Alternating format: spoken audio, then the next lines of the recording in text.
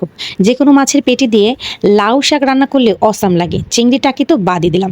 তো আজকে এই লাউ শাকটা দিয়ে আমি রুই মাছের পেটির মাছ রান্না করব। লবণ হলুদ দিয়ে রুই মাছের পেটিগুলো ভেজে নিচ্ছি। আর এখানে ধনে, জিরা, পেঁয়াজ, রসুন আর হচ্ছে কাঁচামরিচটা বেটে মশলাটা রেডি করেছি। এদিকে আমি ফোড়নও রেডি করেছি, জিরাটা ভেজে উঠিয়ে রেখেছি।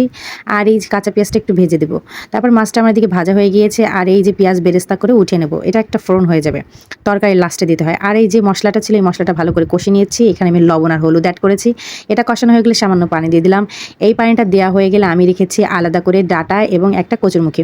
এটা এই মশলার সাথে ভালো করে মিশিয়ে পানি দিয়ে বাস কিছুক্ষণ জাল করব। তারপরে টেনে আসলে শাকটা উপরে দিয়ে দেবো।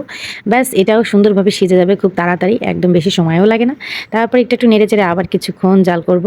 জাল করার পর হচ্ছে ওই যে ফোড়নটা আর কি বেরেস্তা করেছিলাম পেঁয়াজ আর জিরার, ওটা আর কি দিয়ে দেবো। এটা বেটে সুন্দর করে এই যে মাখা মাখা একদম এত টেস্ট হবে। তারপর হচ্ছে উপর দিয়ে শুধু মাছটা সাজিয়ে দেবো। ও অসাম একটা খাবার, অসাম রান্না।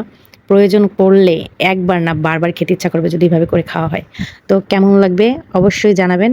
আর আজকের ভিডিও পর্যন্ত, আল্লাহ হাফেজ।